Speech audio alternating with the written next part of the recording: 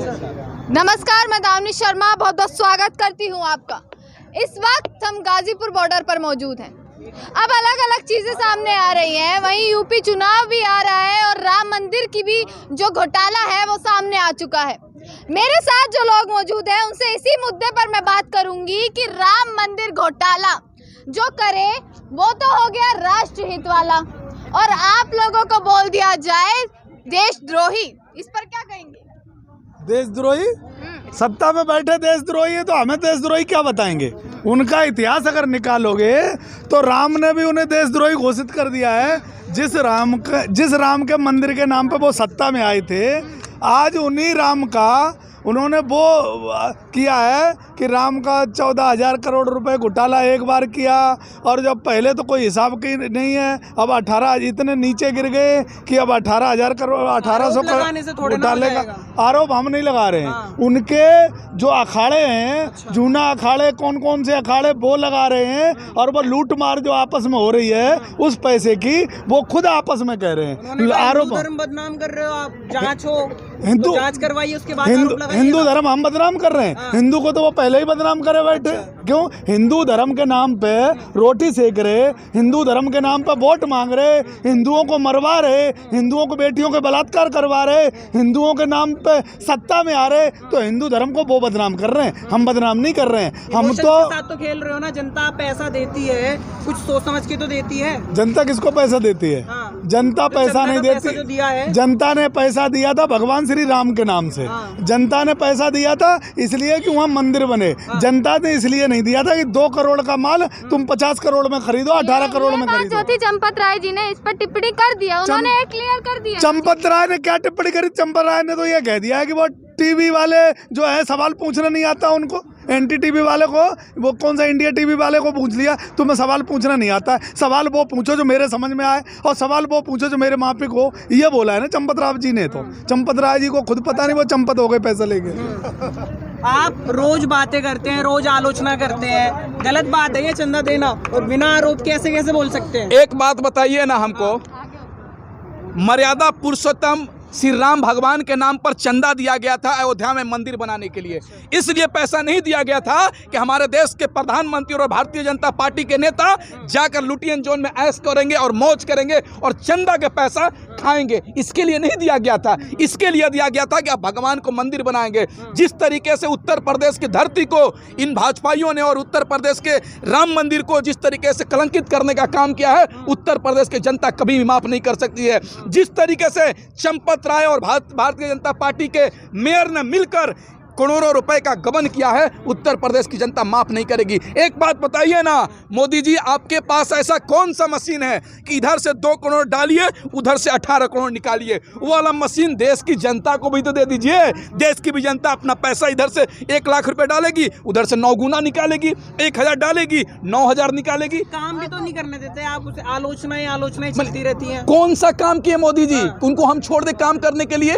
यही तो किए कि 2014 से पहले अभी कहते थे मोदी जी कि आयुष्मान भारत के तहत हर भारतीय नागरिक को 5 लाख का मुफ्त इलाज होगा। लेकिन देश में महामारी आया तो देश की जनता 500 रुपए का ऑक्सीजन मांग रही थी, तो ये प्रधानमंत्री नहीं पहुंचाने का काम किया। जब देश की जनता वेंटिलेटर मांग रही थी तो ये प्रधानमंत्री पहुंचाने का काम नहीं किया। ये देश की जनता जब इंजेक्शन मांग रही थी, ये प्रधानमंत्री पहुंचाने का काम नहीं किया। और दुर्भाग्य इस बात का हो गया कि उत्तर प्रदेश की जनता जब सरकार को आईना दिखा रही थी, जब उत्तर प्रदेश की जनता उनको आईना दिखा रही थी, उत्तर प्रदेश के मुख्यमंत्री क्या कह रहे थे कि उत्तर प्रदेश में सब चंगा है, जो अफवाह फैलाएगा उसको संपत्ति जब्त कर लिया जाएगा। दुर्भाग्य है कि उत्तर प्रदेश का मुख्यमंत्री इतना ढोंगी है जो देश की जनता को और अपने राज्य की जनता को इलाज के अभाव में मारने का काम किया है। उत्तर प्रदेश की जनता माफ नहीं करेगी। आने वाले चुनाव में आप देखिएगा उत्तर प्रदेश में भारतीय जनता पार्टी का जमानत जब्त होने जा रहा है, आप देख लीजिएगा। इतनी खामियां हैं, इतनी भी आप खामियां बता रहे हैं, तो कैसे जो है योगी जी नंबर 1 बन जाते हैं? कैसे मोदी जी नंबर 1 बन जाते हैं? नहीं, योगी जी तो नंबर 1 है नहीं। जितने भी राज्यों का जो सर्वे हुआ है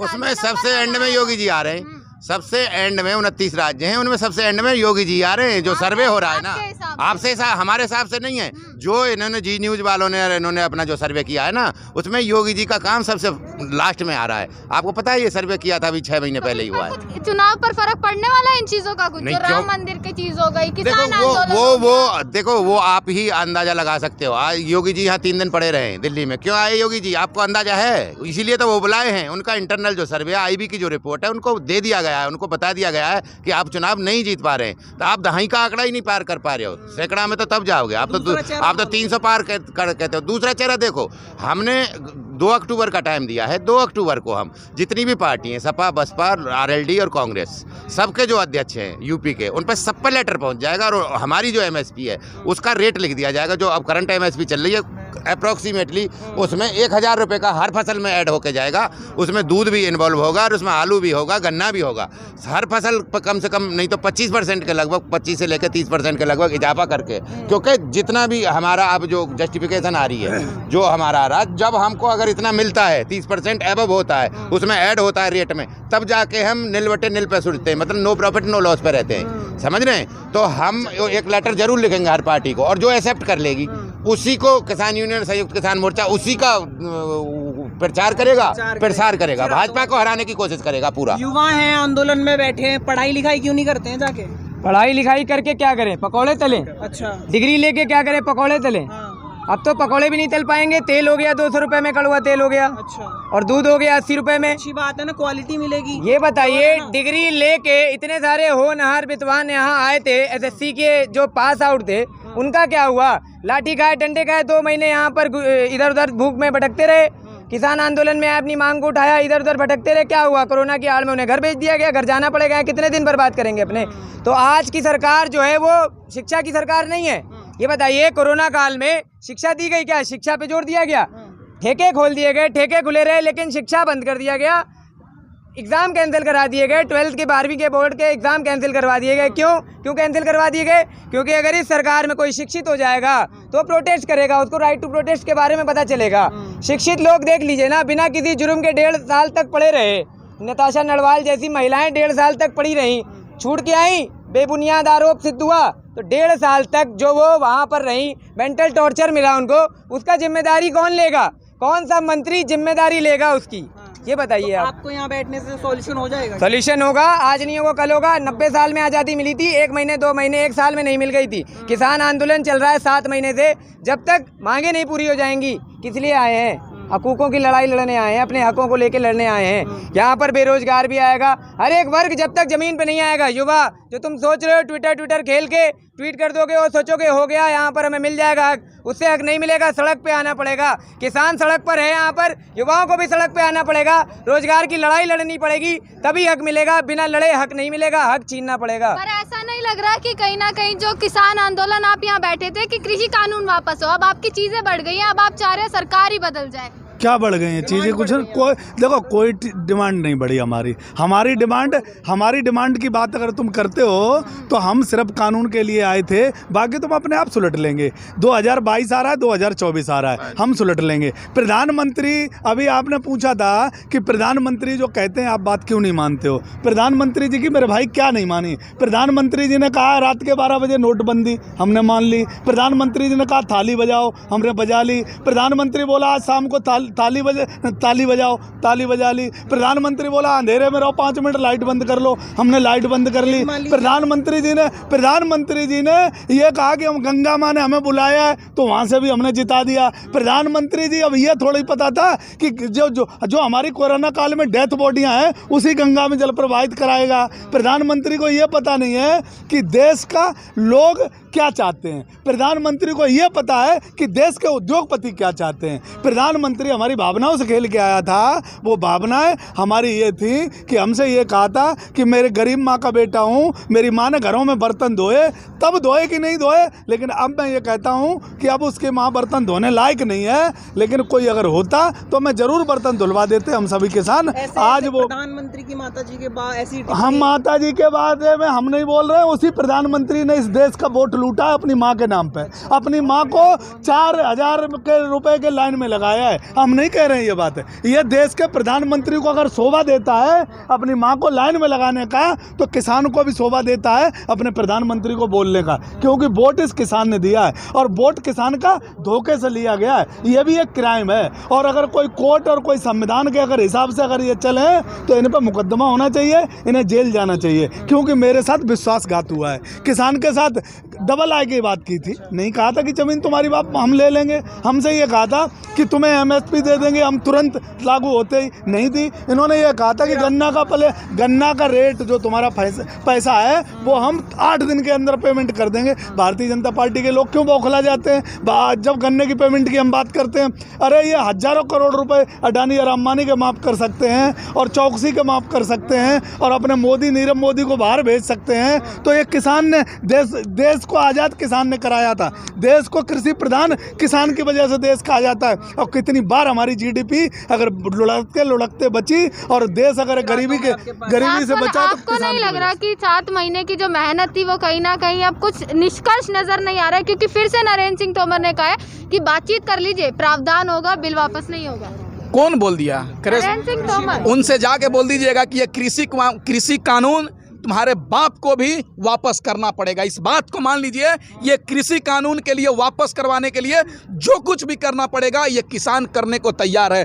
500 से ज्यादा हमारे किसान भाई शहीद हो गए, इसलिए शहीद नहीं हुए थे। मर्यादा होती है बोलने की, आप क्या उल्लंघन नहीं करते? आप एक बात बताइए, भारतीय जनता पार्टी का नेता किसान को खालिस्तानी बोलता है, भारतीय जनता पार्टी का नेता किसान को आतंकवादी बोलता है, भारतीय जनता पार्टी का नेता किसान को खालिस्तानी कहता है, तो उस समय आपका जुबान में सांप सूंघ जाता है क्या? ये भारतीय जनता पार्टी के नेता किसानों को लगातार गालियां देने का काम कर रहे हैं, लेकिन आप उनसे सवाल नहीं पूछ रहे और हम बोल रहे हैं तो आपको दर्द होने लग रहा है। एक बात सुन लीजिए, ये सरकार अगर नहीं सुनेगी हमारी मांग तो उसी सरकार के छाती पर चढ़ने का काम करेंगे और सरकार से कहेंगे यह हमारा अधिकार है, तुम इसको छीन नहीं सकते हो। किसान तीनों कृषि कानून हमारे लिए गले में फांसी का फंदा है, जहर है, इसको हम एक्सेप्ट नहीं कर सकते हैं। हम मरना पसंद करेंगे लेकिन देश में ये तीनों कृषि कानून लागू होना पसंद नहीं करेंगे। और आप कह रहे हैं 7 महीने, आज़ादी की लड़ाई 90 वर्ष तक लड़ा गया था और तब जाकर हमारा देश आज़ाद हुआ था। ये तो 7 महीना हुआ है। तो बाहरी लोग थे ना, ये लोग, ये काले अंग्रेज है भाई। अच्छा। ये काले अंग्रेज है, सुन लीजिए। अंग्रेज भी करते थे तो देश में मकाने बनाते थे, लेकिन ये लोग केवल अडानी और अंबानी और 2.25 आंख वाले बाबा को फायदा पहुंचाने के लिए काम कर रहे हैं। लगातार इस देश को माइनस जीडीपी जा रही है, लेकिन कुछ लोग अभी भी करोड़पति बनते जा रहे हैं। आज गरीब और अमीर के बीच में खाई कितना बढ़ गया है कि कोई 4 लाख रुपए सैलरी कमा रहा है तो कोई 4000 भी कमा रहा है। इतना क्यों? कौन काबिल होंगे जो कमा रहे हैं, वो काबिल होंगे। मैंने कौन सा काम किए हैं आप कि आप 4 लाख कमाइएगा? आपके अंदर क्या क्वालिटी है और मेरे अंदर क्या नहीं है कि मैं 4000 कमाऊंगा? महेंद्र सिंह के धोनी के फार्म हाउस से टमाटर निकलता है तो 100 रुपए किलो बिकता है, लेकिन जब किसान के खेत से निकलता है तो 5 रुपए कोई नहीं खरीदता है। ये सरकार यही दोहरी नीति अपना रही है कि रामदेव बाबा का जब पतंजलि से आटा निकलेगा तो 70 रुपए किलो बिकेगा, लेकिन किसान का गेहूं 8 रुपए किलो बिकेगा, 12 रुपए किलो बिकेगा। क्यों ये दोहरी नीति? ये सरकार यही चाह रही है कि देश में अमीर और गरीब को बीच में खाई को बांट दिया जाए, गरीब भूखे मर जाए और अमीर खाते खाते राजा बन जाए। यही तो सरकार चाह रही है। क्या सरकार को क्या चेताना चाहेंगे? देख, सरकार को तो देखो चेता ये रहे हैं कि या तो समझ जाओ, अगर नहीं समझ लेंगे तो 2022 में वही काम कर देंगे जो बंगाल में करके लाए हैं। समझ रहे? इसको मतलब वहाँ तो बंगाल में तो खेला था, यहाँ खदेड़ा होगा। इनको खदेड़ खदेड़ के मारा जाएगा, गांव में जैसे ये घुसेंगे। अभी तो यही चीज कर रहे हैं। गांव में कोई विधायक जाए आप उसे पीट देते हैं। नहीं करें क्या? हमारे हाथ में तो हमारी वोट थी, वो हमसे ये मिसगाइड करके ले गए। नहीं समझ रहे? इन्होंने हमको बरगला दिया, इतने झूठे वादे कर दिए कि हम उसमें आ गए उसके लबो लबाज में। और अब हमको पता चला है कि ये तो हमारे ही पीछे लगा हुआ है। सारे टैक्सेज हम पैसे ही लिए जा रहे हैं, सारे जितने भी वो हमारी जो आइटम है जो किसान यूज करता है, एग्रीकल्चर इक्विपमेंट है, वही महंगे होते जा रहे हैं। जो हम फर्टिलाइजर यूज कर रहे हैं वही महंगा होता जा रहा है, डीजल यूज कर रहे हैं तो वही डीजल ही महंगा करे जा रहा है, खाद कर रहे हैं तो खाद कोई करे जा रहा है, पेस्टिसाइड कर रहे हैं तो पेस्टिसाइड कोई करे जा रहा है, और कोई चीज़ इतनी महंगी नहीं होती जा रही है। किसान जो यूज करेगा वही महंगा होता चला जाएगा। और कब तक हम एफर्ट वो करेंगे, एक्सेप्ट करेंगे? भाई कभी ना कभी तो हम भी तो थक जाएंगे। हमारी कमर टूट चुकी है। अब हम अपना जानवर बेच के, दूध बेच के कैसे भी गुजारा कर रहे थे। अब तक तो 7 साल हमने निकाल लिए, लेकिन अब हम पे 7 महीने अब नहीं निकाले जाएंगे। हमें बहुत इतना आ तो रहे इनको हराने के लिए, बिल्कुल हमने माइंड लगा रखा है और पूरी योजना कार्य योजना चल रही है। और हर हाल में हमको किसी भी कीमत पर, जैसे ये कर रहे हैं आरएसएस इनकी कर रही है, ऐसे ही बैकफील्ड से हम भी कर रहे हैं। और हमें हर हाल में हम खुद ही दे लेंगे, एमएसपी ये देंगे ना देंगे, नहीं समझ रहे, ये दें या न दें कोई भी पार्टी। अब इनको नेताओं को भी चेताया जा रहा है सबको, एमएसपी दो या न दो, बढ़ाओ या न बढ़ाओ, हम खुद प्रिपेयर हो रहे हैं, हम खुद नहीं समझ रहे। अगर ये एक्सेप्ट हमारे लेटर को नहीं करेंगे तो हम खुद ही लड़ेंगे चुनाव। कपड़े फाड़ना, इस तरह लताड़ देना कहाँ तक ठीक लगता है? उन नेताओं को आप ही ने बनाया था। ये असंवैधानिक चीजें हैं, जब मर्यादा लंघ जाती है तो ये नेताओं को झेलना पड़ेगा। नेता किस लिए बनाया गया था? क्या वादे करे थे? मैनिफेस्टो कहाँ है? क्या वादे करे थे? 2 करोड़ रोजगार की बात करी थी, 2 करोड़ रोजगार छोड़ दो, 2 लाख कहाँ है? एक भी नई चीज कहाँ है? काले धन पे बात करी थी, काला धन लेके आएंगे। काला धन, नोटबंदी क्या है? देश का सबसे बड़ा स्कैम है नोटबंदी। काला धन लाने की बात करी थी, काला धन बाहर भेज दिया। कहा था विजय माल्या को लेके आएंगे, मेहुल चोकसी को भेज दिया, नीरव मोदी को भेज दिया। लेके आने की बात छोड़ो, यहाँ पे जो बच रहा है, सोने की चिड़िया भारत था, अंग्रेजों ने लूटा, उसके बाद नेताओं ने लूटा, अब ये बड़े चोर आ गए, काले अंग्रेज आ गए, ये लूट रहे हैं। भारत सोने की चिड़िया आज भी है। मंदिरों में पैसा छुपा कर रखा है, किस लिए छुपा के रखा है? आखिर इतना सारा पैसा मंदिरों में क्यों छुपा कर रखा हुआ है? ये सरदार यहाँ सेवा कर रहे हैं, किस लिए कर रहे हैं? क्या किसी मंदिर के लिए किसान नहीं है? क्या सिर्फ सरदारों के लिए किसान है? ये मुद्दे से भटकाने वाली बातें हैं। पैसा देना मंदिर में अपनी आस्था होती है, अपनी आस्था होती है, अपनी आस्था होती है, लेकिन आस्था किस लिए है? इंसान के लिए ही तो है, इंसान के लिए ही तो इस्तेमाल करना चाहिए उस चीज़ को। आखिर कोरोना काल में जब लोग मर रहे थे तब ये कहाँ थे आस्था वाले लोग? आस्था वाले लोग अगर थे तो जब लोग मर रहे थे तो इस्तेमाल करा जाता ना उस पैसों को। अगर मोदी जी कह रहे हैं हमारे पास पैसा नहीं है, हम ऑक्सीजन नहीं ला सकते, नहीं ला सकते, हम हमसे बताओ आके खुल के कहो ना, तो कह रहे हमने सब करा। कहाँ करा?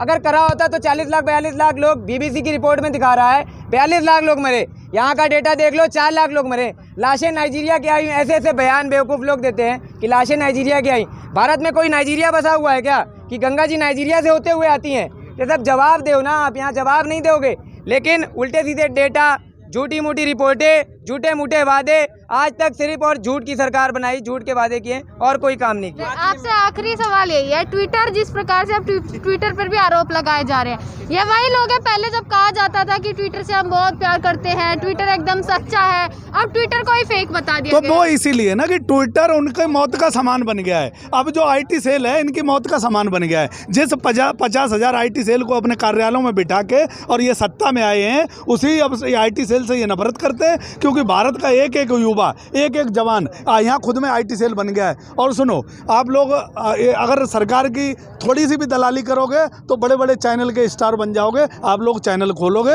और हिंदुस्तान का नंबर 1 चैनल आपका होगा अगर सरकार की दलाली करोगे। हम ये चाहते हैं कि सरकार डीजल और पेट्रोल जो हमारे देश की धरती से निकलता है, उसको अगर सरकार अपने मनमाने रेट से देती है तो जो किसान अपने खेतों में और अपनी जो भैंस और गाय से दूध निकालता है, वो पेट्रोल और दूध एक रेट कर दे, किसान की आधी समस्याओं का समाधान हो जाएगा। जो किसान दूध अपना बेचता है वो आज 23 रुपये लीटर दूध बेच रहा है, 30 रुपये लीटर बेच रहा है। और पेट्रोल जो है आज 100 के पार चली गई। पेट्रोल तो ज़मीन से निकलती है मेरे भाई, भैंस तो दूध कितनी खुशामद करने के बाद भैंस का दूध निकलता है। तो ये सरकारें किसान को बर्बाद करने में लगी हैं, और ख़ास तौर से भारतीय जनता पार्टी, हमारे साक्षी महाराज जो हैं ये कहते हैं, और साक्षी महाराज कौन सा ऐसा इसके पास इनकम का जरिया है जो 107 देशों में इसके आश्रम खुल जाते हैं, और एक किसान का बेटा पढ़ लिख के भी कहीं 10,000 की नौकरी नहीं पा पाता है। तो ये साक्षी महाराज जो बैठ के बात करता है, ये लोग वो हैं जो सत्ता का लाभ लेते हैं, देश को लूटते हैं, और भारतीय जनता पार्टी के नाम से ये सत्ता में आके और ये देश को बेचने का काम कर रहे हैं, दूसरा कोई काम नहीं कर रहे।